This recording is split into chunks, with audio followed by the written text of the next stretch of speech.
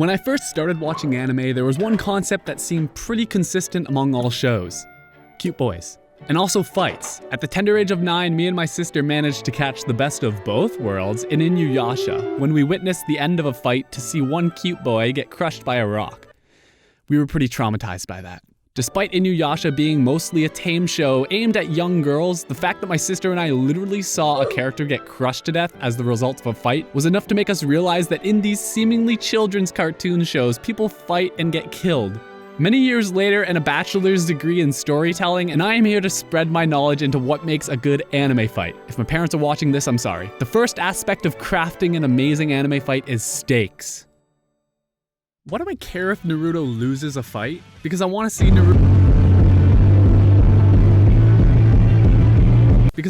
Naruto become Hokage, achieve his dreams, and live vicariously through him. So these are the stakes, but wait a minute, why is this show called Naruto? Because he's the main character, he's not gonna lose. If he does, he's going to train harder and come back to save the day eventually. There are inherent stakes, but I know Naruto is going to win every battle, and everything will be peachy. Almost everything. People die in Gantz. A lot. It's honestly hard to tell if a character is going to live or not. Nobody feels safe, and so when things do go wrong in a fight, there's a palpable sense of tension. The added mystery of Gantz enhances this, as the creatures that the people are forced to fight against have unknown powers and abilities. There's this fight early on where a seemingly useless onion boy is killed, but his blood lands on many characters in the process. Because of the creature's lack of powers and the emphasis on the spray of blood, and the fact that his name is Onion Boy and one of his defining characteristics is being smelly, I was led to believe that the Onion Boy blood was danger. Maybe the blood melts them away, maybe the characters cry so much they dehydrate themselves. I don't know, you kill a character named Onion Boy and this is where my mind is going to go. I spent the next little while looking into who's got Onion Boy blood on them and where. Turns out the blood did nothing. But the knowledge of knowing that nobody is safe in Gantz turned the fight into something more intense than it rightfully should have been. Now you must be thinking, if stakes are so important, why do I watch ass beats on World Star all day? It's because you want to see the fight. You want to see the punches land and the kicks thrown. The second aspect of what makes a fight great is legibility.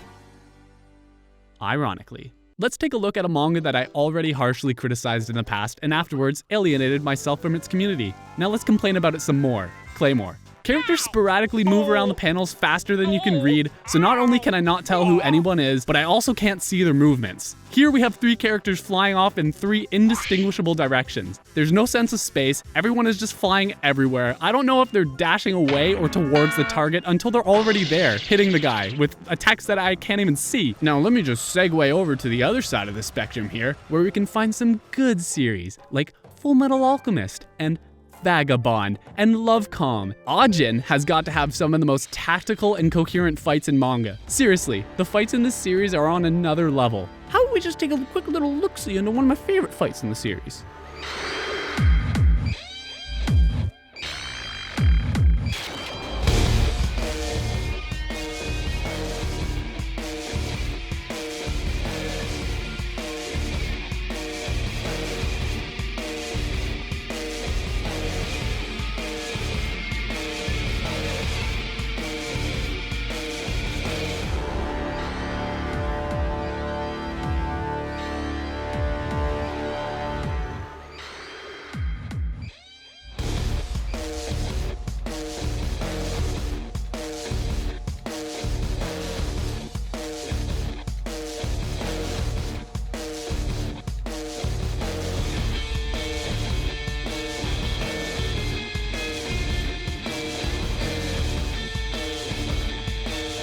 And that's the fight, completely legible. There's not one moment or panel wasted, and the blocking allows for multiple sources of information to be conveyed in one shot. Afterwards, you can even see Sato's advancement forward from the bird's eye perspective. Look, there's a little hat line on the ground, where he, This is the importance of not just speedlining fights and leaving the explanation up to, well, the characters are moving really, really fast, so we want to show that. How about another example? Naruto versus Madara, and Tobi, and Kabuto, and the Ten Tails.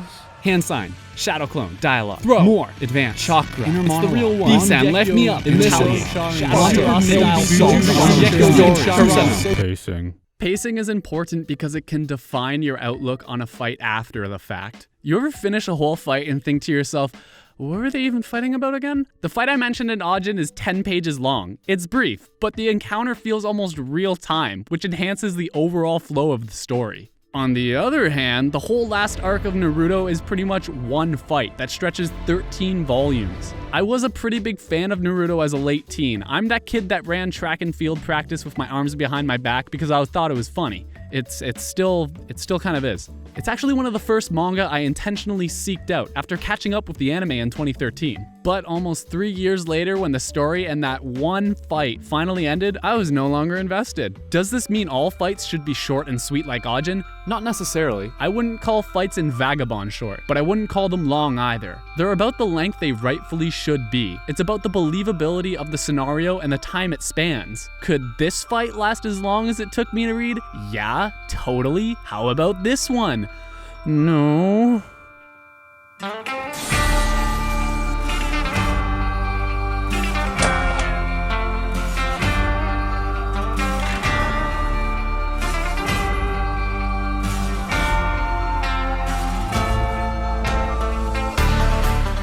If I wanted to witness the same strategies, moves, and tactics over and over, I'd read Claymore. There's got to be some change involved to keep readers engaged. JoJo's Bizarre Adventure keeps you engaged because it's got rock band names as the enemy names, but also the enemy stand powers that are used throughout most of the series, the good parts, are unique and left unsaid until well into the fight. For the most part, half the fun of JoJo is seeing the stand's world-bending powers be revealed, and then how they use those powers in unexpected ways to win the battles. How about the way Deku uses his thumb and cheek to attack? Remember that? I'm not gonna shut up about it, seriously. Look at Berserk. You're so focused on Guts' huge sword that you forget he's got a cannon for an arm, and when he does it, it's like, whoa! And then it hits you that he lost that arm in a very tragic way, and then it all comes back to you, rushing back, and it's very sad. Are you ready for this? Even Shadow Clone Jutsu used to be surprising. Remember when Sasuke threw that shuriken at Zabuza and Zabuza dodged it, but it turned out Naruto was actually cloned as that shuriken? Oh my god, that's so cool, I want to be a ninja. What about when Gon flipped the tile against that spinny top dude? What? That's such a smart counter against the guy he can't walk, so he can't walk. I want to be a hunter. Or how about when Viz Media changed that Shonen Jump logo last year? Ah, wicked, thanks for that, I guess. Thanks, guy, that's awesome. Let's just hop back onto our segue and come back to these masterpieces over here because I like Ajin a lot. The power of coming back to life seems incredibly simple at first, but through clever brainstorming, Mr. Gamon has implemented many creative techniques into the story. Where does one revive from? What if you're missing a limb and there is something in the way of your revival? Do new limbs grow back or reconnect? If you haven't read Ajin, you should read it before, whenever, because I'm going to make a video on it. And I'm going to spoil the shit out of it in the future. I like it a lot. In the previously shown fight, which actually happens really early on in the story, I didn't expect Sato to just chop his arm off when he was shot with the trank dart, but in the scenario, it made sense, because Sato can just revive himself. He doesn't need an arm. He stopped the trank from entering his bloodstream and was able to continue fighting. This turned what was a legible, well-paced out tactical gunfight into a legible, well-paced out tactical gunfight with fun creative twists. And now the cherry on top of all this is the payoff to these aspects, a moment that encapsulates the buildup of tension and energy into a show of dominance. Let me ask you, what's the difference between these two spikes? This spike is just another point in the game, whereas this one is the match point, the deciding moment in the journey of the characters. Because of this, it is represented and displayed in a more extravagant fashion, which just really makes something inside of you tingle. I don't know what it is, but these cute boys playing volleyball, it's really getting me going. Even Haikyuu's fourth opening is all about this one singular moment.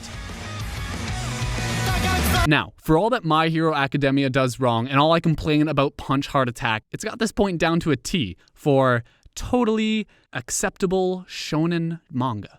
It's fine. Detroit Smash, Full Cowl, United States of Smash. Oh, they're all punches, but they are also the final deciding punch of their fights. Whether the punch is enough to incapacitate the enemies will dictate the victor. And they are also shown in the most heart-racing and hype-inducing fashion. But I don't like My Hero Academia. It fills out my criteria pretty well, yeah, so why don't these fights stick with me as much as they should? When I hit the club, all the girls show me love. Wine at the bar, got drank by the jug. That's because there's actually a penultimate aspect that trumps everything I've mentioned. This ultimate aspect is emotional investment. No fight is perfect unless you believe it to be. I wouldn't be able to like Ajin's fights as much as I do if it weren't for the fact that I'm such a soft-brained doo-doo who's able to look past some of the flaws in the series. Everyone has their own fights and their own criteria to what they think makes a fight good. You can't force yourself into liking a fight or series if you just aren't into it. The proof is in the pudding. Boku no Hero should have some of my favorite fights, but it doesn't. You can blame the story structure or the villains. Me personally, I fully blame Eri for the downfall of My Hero Academia 100%. It's the reason why I can confidently contradict this entire video by claiming the Chimera Ant arc is one of my favorite manga arcs. It fails on account of the aspects of legibility in some cases and absolutely defecates on pacing, but I like it. Is my checklist for a good fight flawed? Of course not. Have you seen my life? I'm pretty sure I know what I'm talking about. So, at the end of the day, although I like these fights and dislike these ones, it doesn't mean you will as well. But you probably would, because I'm right. But in the rare case that I'm wrong, what's an awesome fight that I didn't mention here? So we can argue in the comments. But beware, I will be out for blood if you insult anything I like. I will ban you, I will track you down so don't test me, mister.